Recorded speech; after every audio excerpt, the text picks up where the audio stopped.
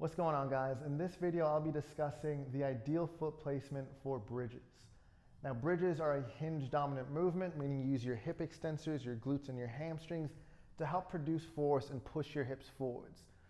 Now, with bridges, as with any other hinge dominant movement like RDLs or deadlifts, for example, you want to make sure you're not too far back on your heels, too far forwards on your toes. You want to ideally maintain heel contact, big toe contact, and then keep the weight rather evenly distributed throughout your foot. Now, if you're using bridges in your workouts or as part of your rehab program, it's really important that you make the most out of your bridges by finding and using a good foot placement. Now, there's two variations to the foot placement I just mentioned, which is going to be heel elevated or forefoot elevated. Now, heel elevated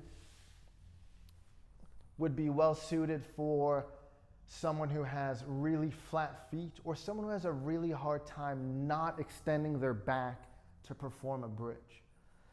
Forefoot elevated, however, would be better suited for someone who wants to recapture some pronation or maximize their full hip extension. And generally, it'll help you produce a little bit more force, which is typically why on a glute drive, the foot pad is inclined upwards to help with all those things.